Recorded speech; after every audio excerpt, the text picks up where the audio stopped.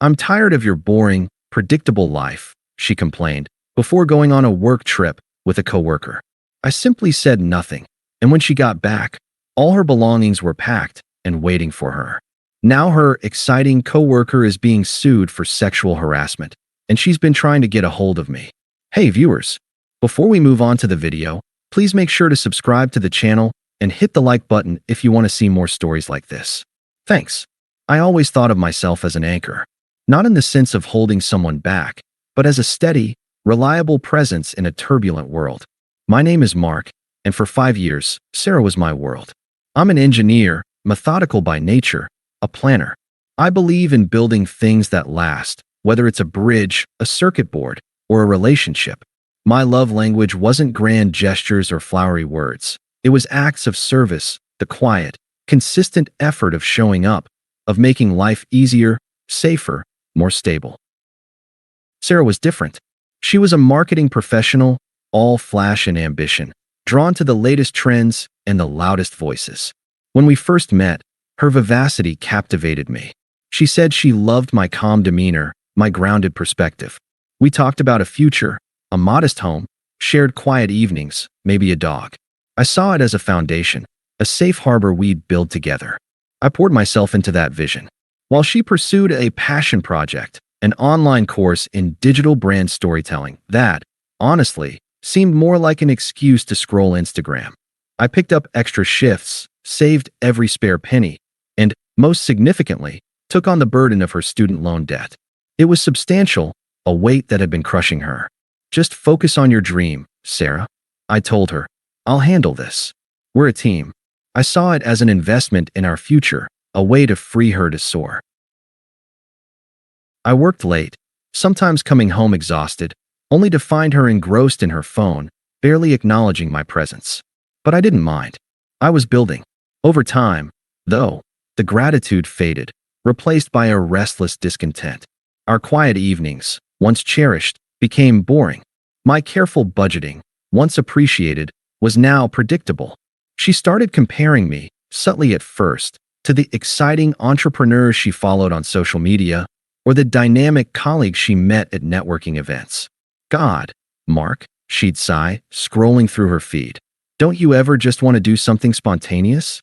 Like, pack a bag and just go? You're so structured." I'd try. I'd suggest a weekend trip, a new restaurant, but her interest was fleeting. She was often out with her work friends, leaving me alone with my books or my latest engineering puzzle.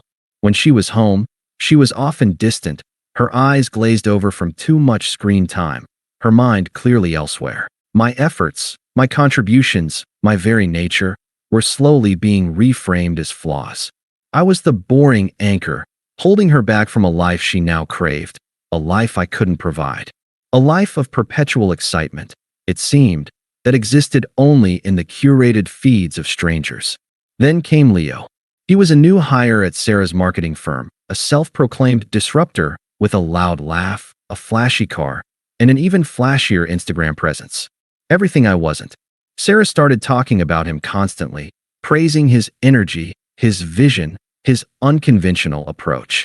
I felt a cold knot in my stomach, a premonition I tried to ignore. I trusted Sarah. Or I thought I did. One Tuesday evening, she announced it. "Mark, I'm going on a work trip. Last minute. To Miami. With Leo." My quiet concern must have shown on my face. "Miami? For work?" She rolled her eyes. "Yes, Mark, for work. It's a big client pitch, a huge opportunity. Leo and I are leading it. Don't be so controlling. You always make a big deal out of nothing." I didn't make a big deal. I just nodded, a quiet pang of unease settling deep in my gut. Leo was known for being overly confident, for his loud, performative charm. He was the antithesis of everything I was. That night, before she left, the true colors began to show.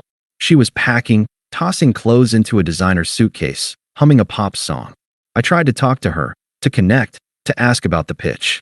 She cut me off, her voice laced with a sneer I hadn't heard before.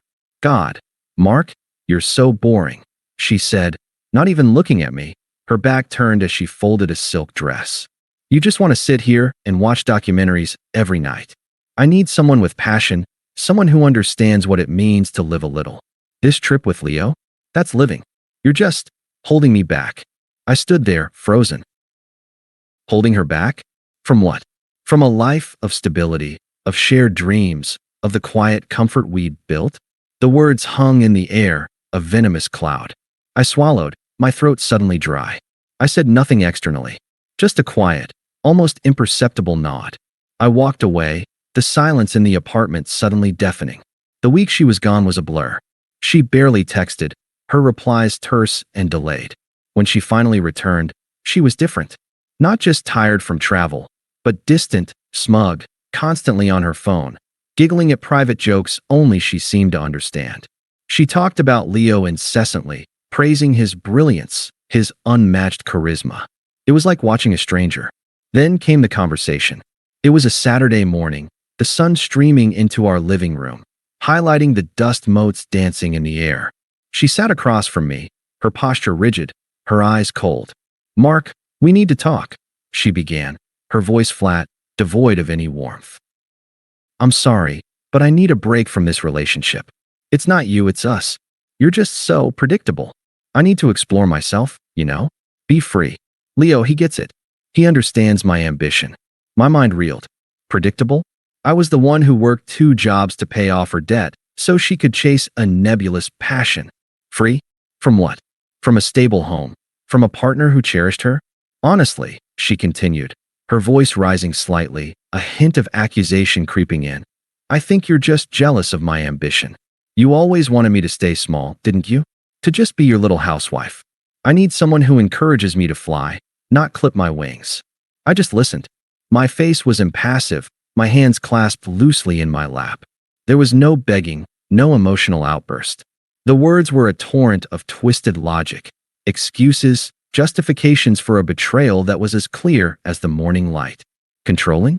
I paid off your debt. Unsupportive? I built my life around supporting yours. Every accusation was a mirror, reflecting her own desires and insecurities back onto me. When she finally paused, breathless, I spoke. My voice was calm, steady, betraying none of the turmoil inside. "I understand." Her eyes widened slightly, expecting a fight, tears, a plea. She got none of it. "I just made the final payment on your student loans this morning," I continued, my voice even. "The account is clear. You're free." Her mouth opened slightly, then closed. Before she could react, I stood up and walked into our shared bedroom. I'd spent the last few nights quietly packing. Not my things, but hers.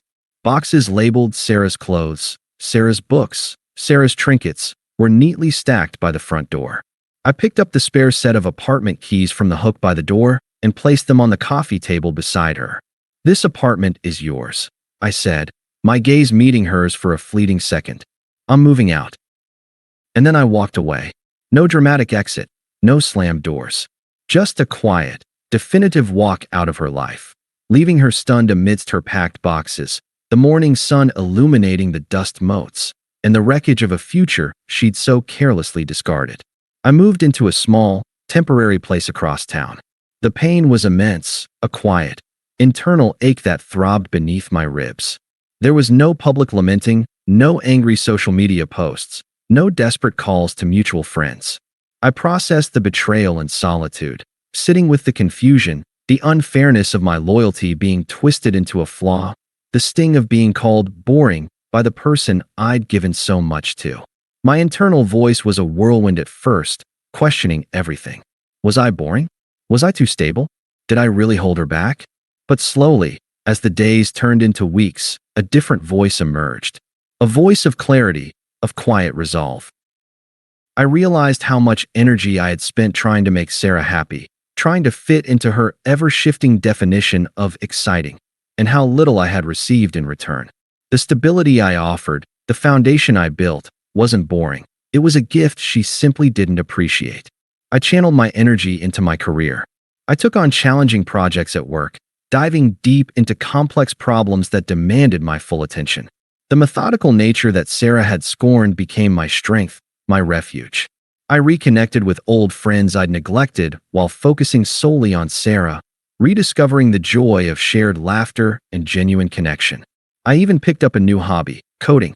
It was a logical extension of my engineering mind, a creative outlet that brought me genuine peace and fulfillment. I built a small app for managing personal finances, something simple, practical, and, ironically, the very thing Sarah had dismissed as predictable. My emotional shift was subtle but profound. The initial hurt slowly gave way to a growing sense of clarity, then freedom. The weight of her expectations, her constant need for external validation, had been heavier than I realized.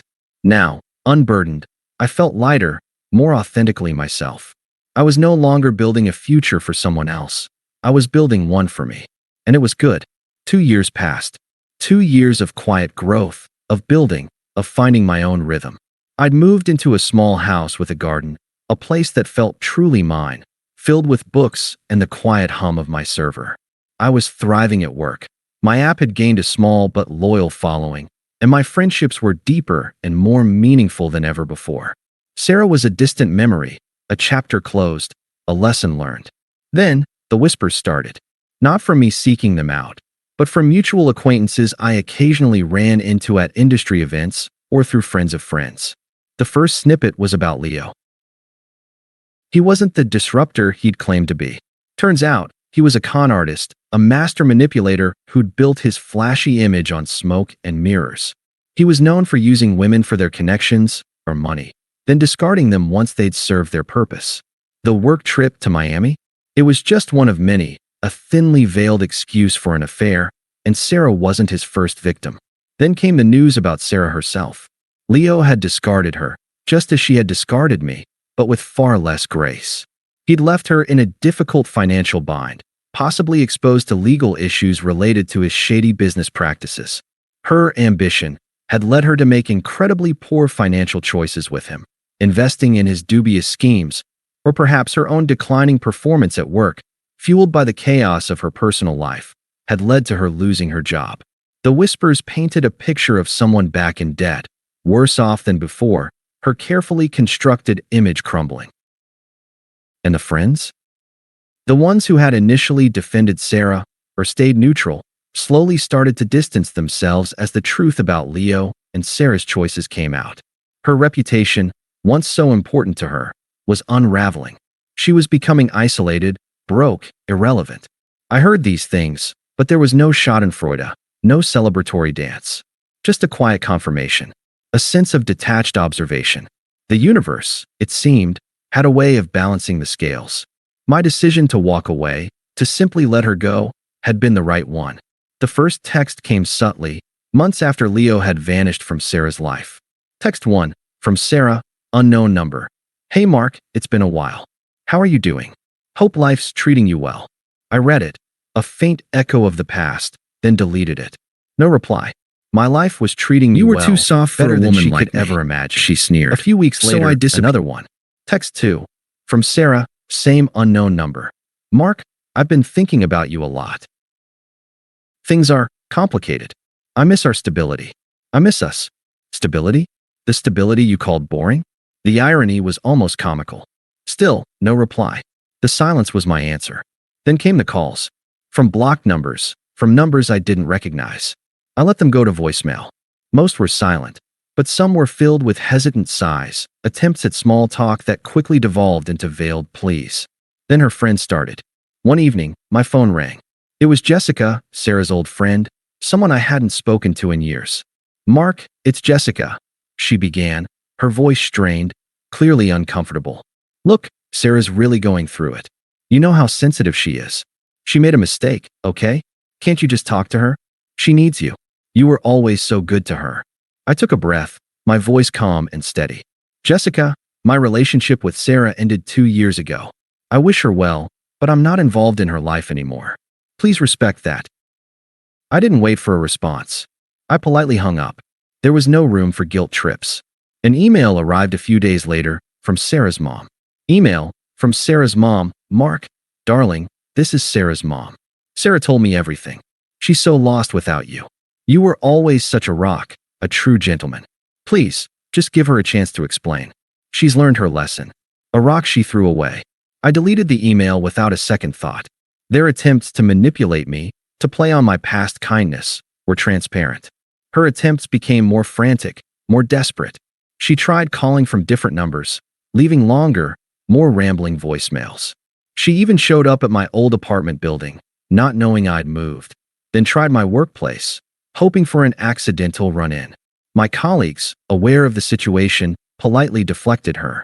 Finally, the desperation curdled into anger. One morning, I found a furious voicemail waiting for me. Voicemail from Sarah. "Fine, Mark. Be like that. Ignore me. You think you're so much better now, don't you? You're still the same boring, predictable guy, just richer. You'll regret this. Everyone will see what a cold, heartless person you really are." I listened to it, a faint, almost imperceptible smile touching my lips. Her true colors, raw and ugly, finally on full display. I simply deleted the voicemail. The sound of her rage was just noise now, an irrelevant echo from a past I no longer inhabited. 2.5 years after she walked out, the universe decided to stage our final encounter. It was at Liam and Qley's wedding, mutual friends we'd both known since college. I arrived early, impeccably dressed, feeling genuinely happy and at peace. My app had recently secured a small investment, and I was looking forward to catching up with old friends. I was chatting with Liam, laughing about some old college memory, when I saw her. Sarah.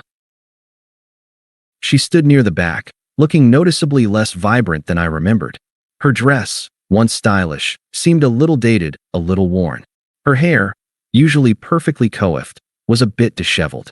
She looked tired, her eyes darting around the room, a desperate hunger in them. Our eyes met across the crowded room, and her gaze locked onto mine, a flicker of something, recognition, hope, desperation, igniting in her eyes. I continued my conversation with Liam, not breaking stride. I wasn't avoiding her. I simply had no reason to acknowledge her. She was a ghost from a past life, a character in a story that had long since ended. As the reception wound down and guests began to mingle more freely, she finally intercepted me near the exit, her hand reaching out, then hesitating, hovering awkwardly in the air. "Mark, I need to talk to you. Please." Her voice was trembling, a stark contrast to the smug dismissal of 2 years ago. "I've made so many mistakes. I miss you. I miss us. I know I messed up, but I've changed. I truly have. Leo was a monster. I need your stability back. I need you." I took a small step back, ensuring no physical contact. My gaze was clear, direct, and utterly devoid of emotion. It was the calm, unwavering look of someone who saw a stranger. "Sarah, it's been a long time. I hope you're doing okay." My voice was polite, even, almost clinical, like acknowledging a distant acquaintance. Her eyes widened, brimming with unshed tears. "But don't you understand? I was lost. He manipulated me. I just need a second chance, Mark. We had something so special. I know we can fix this." She was pleading now, her voice cracking, her carefully constructed facade crumbling. I listened, my expression unchanging. There was no apology, no sympathy, no hint that I cared about her feelings or well-being. The words were just noise, an attempt to re-establish a connection that no longer existed. "Sarah," I said, my voice calm, firm, and emotionally evolved. "What we had is over. You made your choices, and I made mine. I've built a life that's peaceful, fulfilling, and completely free of the drama you brought. You're simply not a part of that anymore. I've moved on. Completely." My words were definitive, a statement of fact. Her relevance to my happiness was zero. She was powerless. I offered a brief, polite nod, then calmly turned and walked away, rejoining Liam and Qley, who were waiting for me by the door. I didn't look back. Sarah was left standing alone, exposed in her desperation. The power dynamic flipped entirely. The anchor had found his own harbor, and she was adrift, irrelevant. Thanks for watching. Make sure to subscribe to the channel and hit the like button. What do you think about this story? Share it in the comments.